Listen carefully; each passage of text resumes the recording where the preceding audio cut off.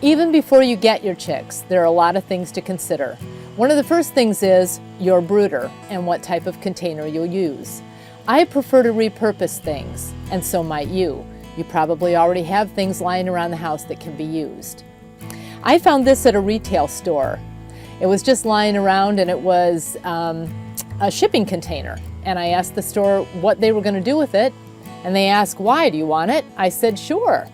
And so they sold it to me for 99 cents. So I found this lattice work up in the attic, and I used this as the walls. I secured some hard cloth to it with zip ties, and I did this for two reasons.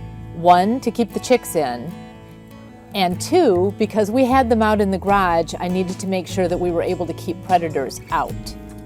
So I fashioned it like this, and then I used those two other panels in the same way all the way around. And finally, I secured it with bungee cords. Next thing I did is add my bedding.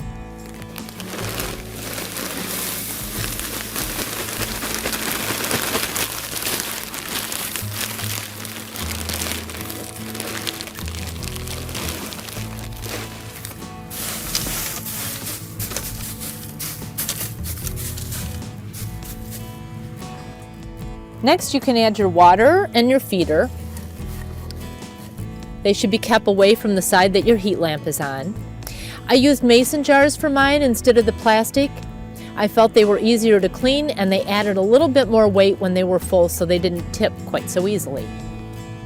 Next, I added the top. I found an old screen from a door. Our garage is pretty secure, so I felt comfortable using a screen. However, if yours isn't as secure, you may want to go with something a little sturdier. I did end up bungee cording this down and weighting it down a little bit. And finally, I added my heat source. I clamped my light to a ladder because it made it really easy to adjust up and down. And you'll need one of these. This is a Brooder thermometer, and it has the markings for the different weeks for the temperature for the chicks.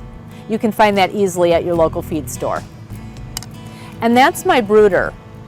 Remember, I'm demonstrating this outside, but I kept my chicks inside, and you'll have to make that decision for yourself when the time comes.